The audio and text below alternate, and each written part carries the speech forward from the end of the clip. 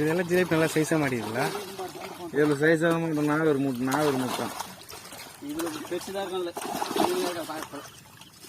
கராத்துக்கு வெள்ளம் ஒன்று அதில் போடு. ஆயா பேருக்கு அம்மாவுக்கு தச்சு இந்த கை இங்கே போட்டு